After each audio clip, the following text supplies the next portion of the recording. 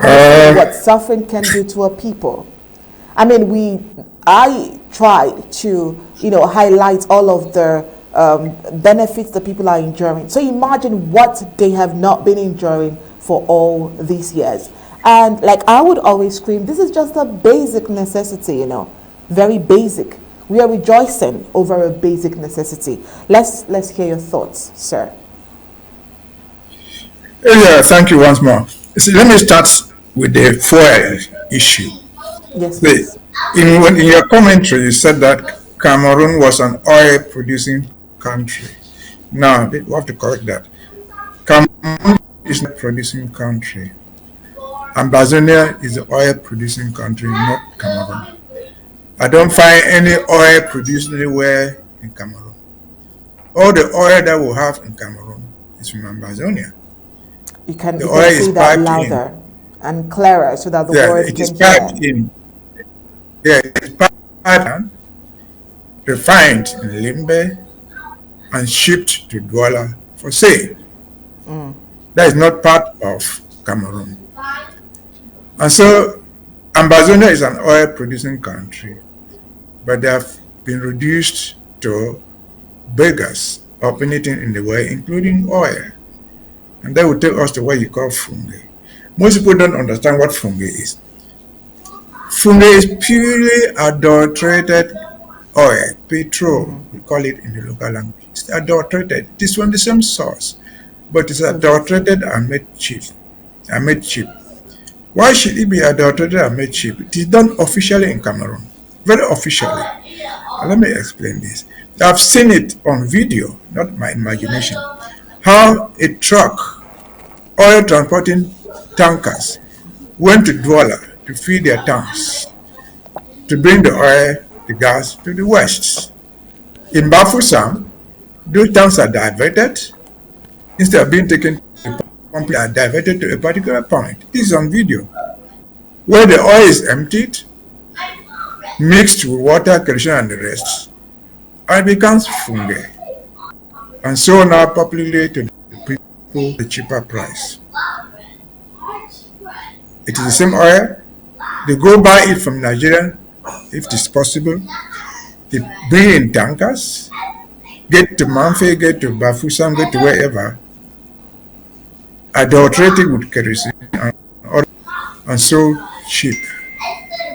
It is the same oil that should have been sold at a better price, even than fungi, if the theft was not there. Again, as I said, the oil is shipped refined in Limbe, piped in from there, and sent to Douala, where they have created a different company called SNH, Société Nationale d'Hydrocarbures. There's no other hydrocarbon products in Cameroon. They all come from Victoria, from the waste, from whatever thing we produce in there. And then sold out or shipped out for free for a bribe. You remember the green coating? The green coating only involved Sonara, only involved the SNH. What was it? Was paying money to take the oil and the gas, whatever thing we're shipping out, at less than a third of the official price. And so people have to look for their own way to survive by transforming this thing, which is so dangerous. That's why it kills people. It does not matter whether it is in the village or in the town. If that thing explodes, it will kill everybody who is there. Around. And the victims that you showed there, were Ambazonians. Why should we be reduced to this over what belongs to us, what is rightfully ours? Why should we be reduced to beggars in our own land? And remember 3 weeks ago, on one of these segments here on ABC, we're talking about 7,000 or 700,000 bags of rice being sent by the United States, bags of rice. We're clapping, people are jumping in Yaoundé. Why on earth would Ambazonia need 700 bags of rice from the US when our own rice is getting rotten in dump warehouses? Rice is a crop. It grows well in dump. It grows well in so many places in Cameroon, in Ambazonia. And we cannot even eat it by government policy will become beggars over rice. Are people who are starving back home there? Why? Because the Ukrainians will not give them millet to produce flour. Orange potatoes, sweet potatoes is abundant in Ambazonia. Where I live, potato bread is more expensive than flour bread. Why can't our own farmers grow the potato, produce the flour, sell it even to the United States to make potato bread? We'll be reduced to beggars in our own country. No, And so it's the same functional case with industries to carry out such nothing. production. You would Whatever also add. existed, whatever existed, they killed it. They killed water. They killed the Santa Rosa coffee estate. They killed the Toleti estate. They killed everything that we had, that we used, and the excess we sold out and made money out of it. And so that is the evil of what has become of us. That is the root cause of fungi. And fungi is official. You got to remember when I was in Boya there were prefects in Limbe, administrators, who could bring in fungi. They brought big drums of 60 liters fungi in their backyards. One of them could give me some of it. And so the government is implicitly involved, actively involved in the fungi market. If they want the fungi thing to stop, we'll stop. The fungi is not descending from the sky. It's not falling from the sky, from the moon. It's just fuel, adulterated, expressly from Yaoundé, and resold to the people at a cheaper price. You remember the story that I was told about the ADF blocking the Mamfe Ekong Road because they want to get money paid by tankers shipping fungi from Nigeria. Yeah. In the fault of the ADF, the gendarmes and the customs are standing there taking money and allowing fungi to come in. Why? Because the rare products called gas that was supposed to come from Limbe is not there. It may not be in Bamenda, may not be in Kambe. Why? Because first and foremost, there's no road even to carry it there. That will take me to the next segment. Yes, maybe today it is even pure, could be pure and lying in Victoria there. But how do you get it to Kambe? How do you get it to Womb? How do you get it to Mamfe, to Dian? If they need it there, there is absolutely no road. And that will take me to the opening of the so-called Bamenda-Mbegwi Road. Opening of the Bamenda-Mbegwi Road by the government, opening it, you see the policemen and the duos, opening what is illegal. What closed the road in the first place? How did the road become closed? That the administration will come now and open it officially. I want us to clap for them for opening the Mbegwi-Bamenda Road. Opening it from what closure? What closure? A car there, carrying fungi. They are carrying that thing on the control there. And so it is all a ploy. Why was it closed in the first place? If you were to ask me, I would say, for me, because in the whole Momo, the first victims of this struggle was the Dio Batibo in Momo, who was adopted, he never came back. The government said, okay, I will see one eye for this thing. They close the road. They punish the people. Now, things are coming. For them to get foothold, they open it as a gift, as if it was charity being done to the people. They open it, part of the program of the French ambassador's visit to Bamenda. So we'll give you so much more, extend the roads to decentralization in the northwest. He wore Bamenda attire. He carried a traditional peace plan. Is itself. Is vanity or is politics. Our problem is our problem as Ambazonia is our own people have deliberately refused to see the light at the end of the tunnel. What is the light? The light at the end of the tunnel to join this freedom fight, to join this freedom wagon, because you must be free. That's the end of it. The survivor of Ambazonia, call it Anglophones, call it Southern Cameroon, is dependent wholly 100% upon the restoration of our own statehood, where we will have our own government, where we will have our own institutions that are accountable to the people, where we shall have our own election system, where if they vote you in Mbegwi, they vote you in Bamenda in so, and you don't feel accountable, you'll be thrown out. That's what it means. Again, still talking about that. I saw a report yesterday where a colonial administrator was ending his visit to the senior division officer, so-called from Manyu. And it was that at the end of his visit, who was addressing him? It was the deputy, the MP for Oyumojo. And what did this man ask for? He was asking the colonial administrator to bring security forces in each of the, how many villages? 39 villages in the Oyumojo subdivision. Once a police station everywhere to help them get security. Once there was, I was talking to the colonial administrator, who is the MP who sits in Yaoundé. They're supposed to pass.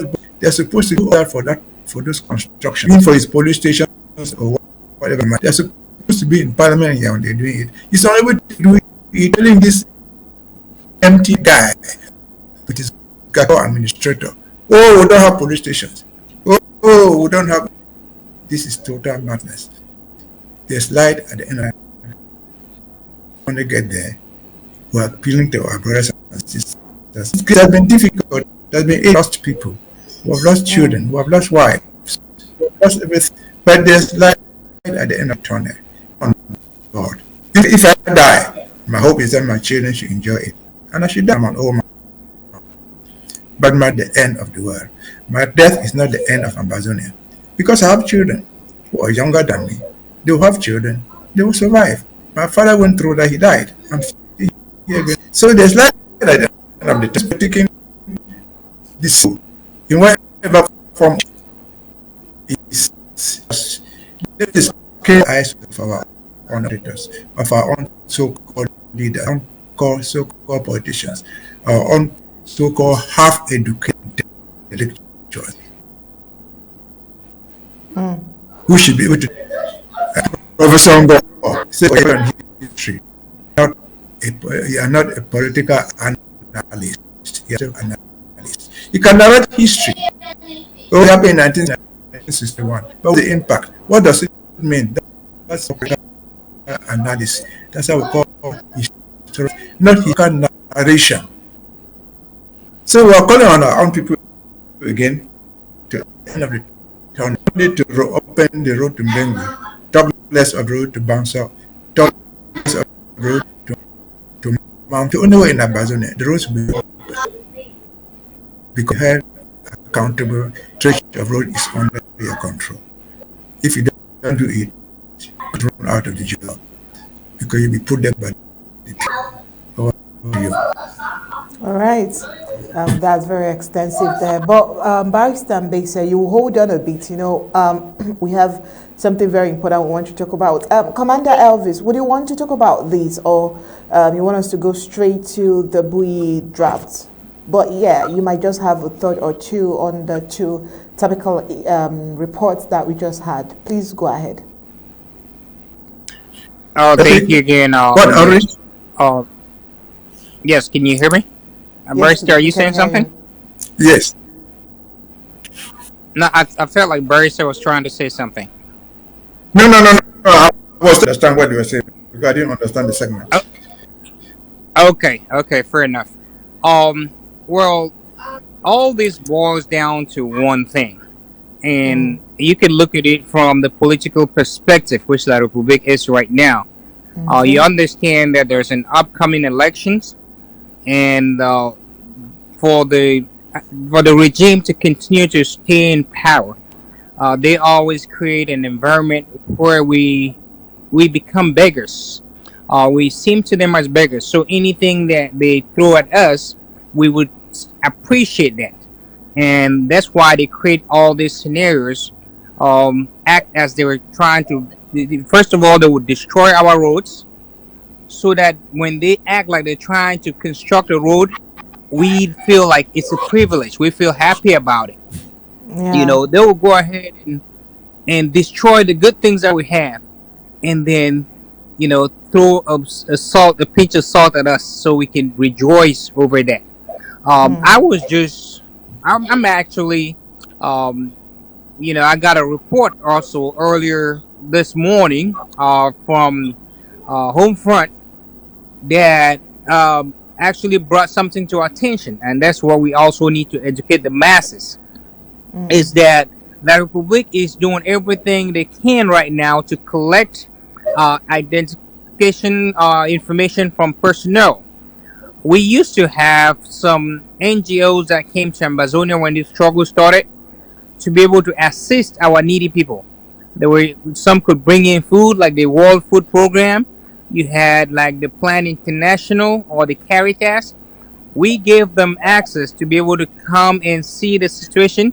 And given that they're a world international humanitarian organization, they could be apolitical and come in and assist our people in places of need. But recent, those organizations are requesting our people to provide government identification because that is colonial administration.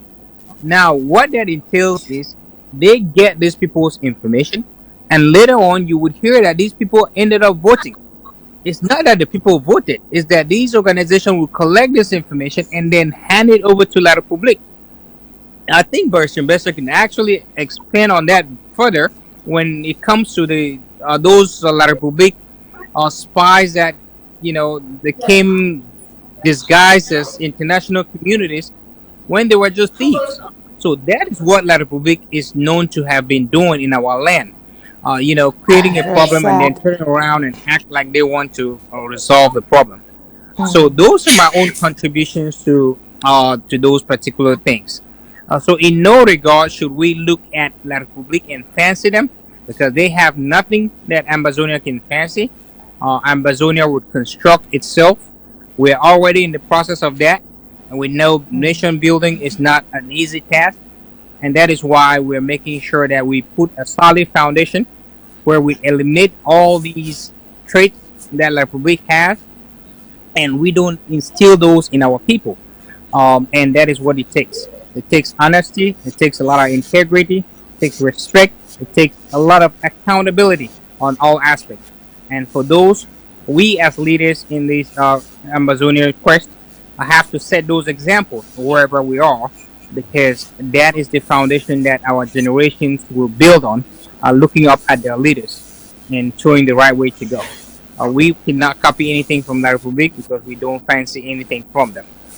Thank you again, Oye, and that would be my own contribution on that topic. All right, thank you very much. And it's an amazing feeling having you here with Barrister Mbeseha tonight. So last week, on Thursday precisely, we had you scream out loud, giving out reasons why Ambazonians must come out on Saturday to draft for Bui. Bui got drafted on Saturday in an amazing way. But here we are asking, with all that you saw on Saturday, the turnout, the drafting proceedings, do you think that you were impressed? Or do you think that a lot needs to be done? Or you just want to appreciate everyone? Or you think, okay, let me put it this way. You think that you were so impressed that you need to appreciate everyone? Or you think that there is a whole lot of work to do and so you need to call in and call out for more drafters? Which are we sticking to? Okay, thank you very much, Oye. And indeed, first and foremost, we understand that we do have a lot of work to do, and we can only do this work with the generous donations from all our donors. Yes, please. We were very grateful for the turnout, um, and we were very grateful for those that actually contributed.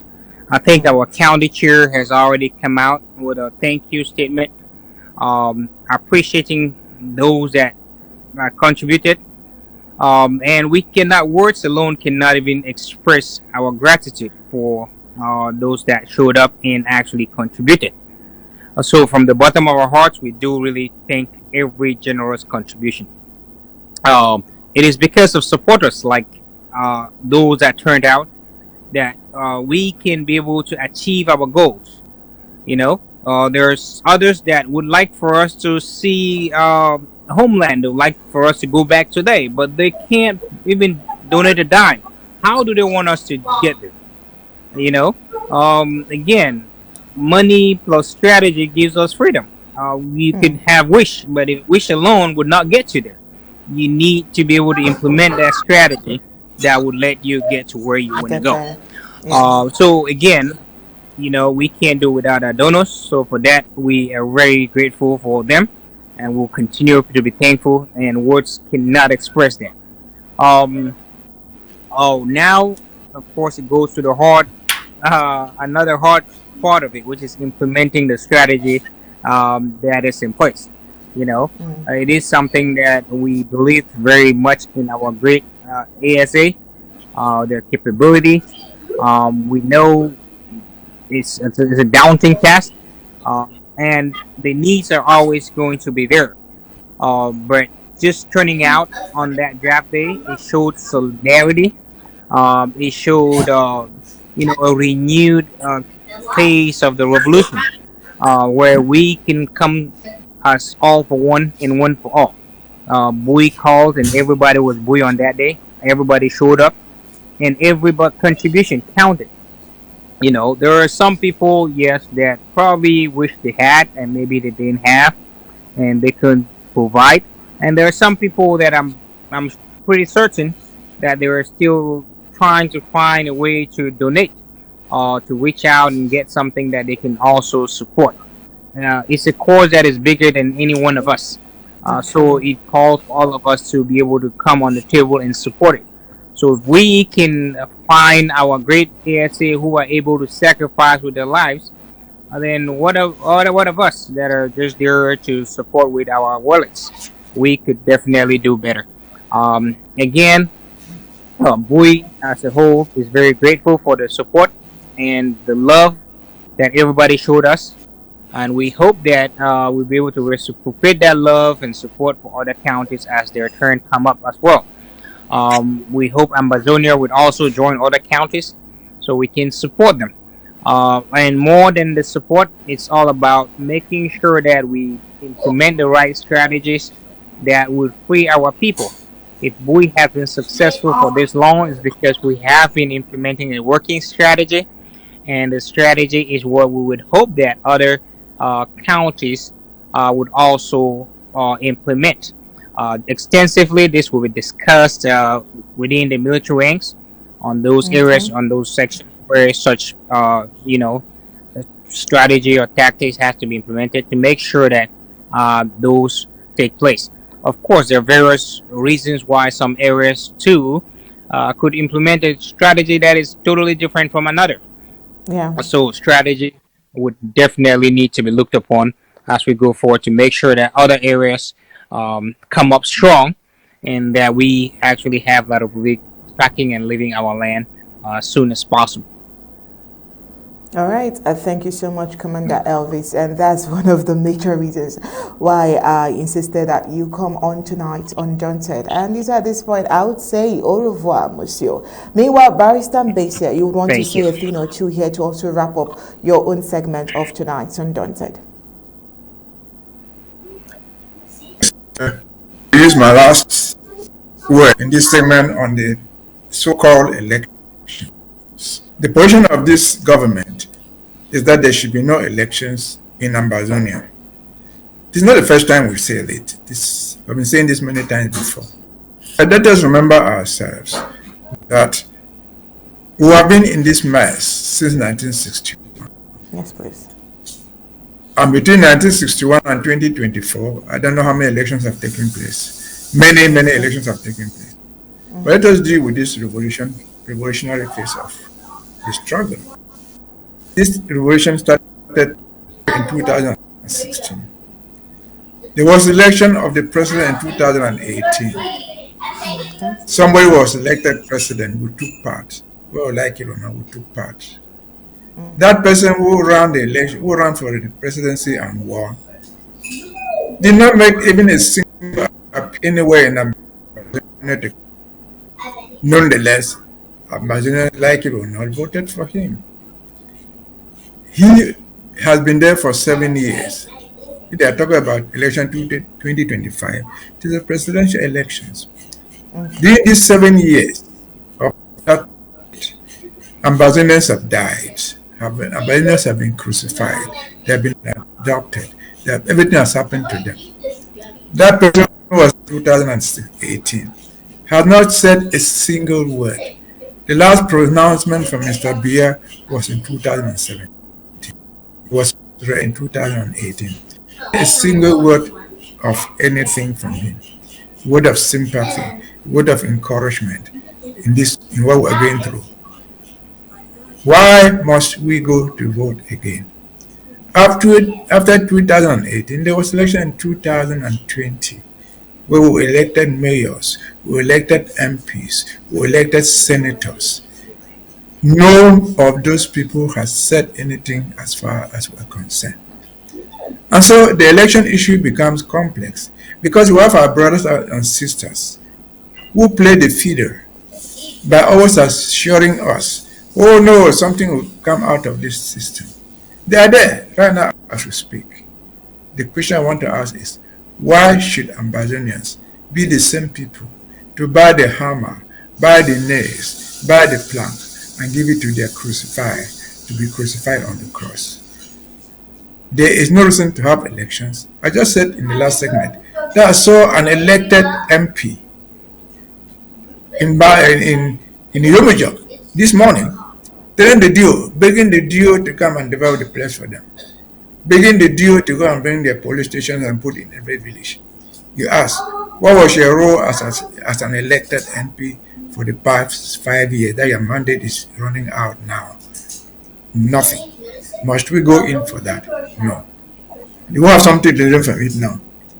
We remember in 2018, 2019, what one of us, Banda, who was told this election should not in Batibe where you come from, and in Bamenda in general and in Ambazonia, he promised not to do it, but he was prepared to pay 5 million francs bribe to have access to go to conduct elections in Batibe.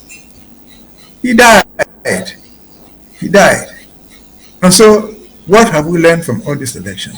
Elections produce nothing. They don't produce anything on us. They produce hardship. Otherwise, there's no reason to explain. There's no possibility of explaining.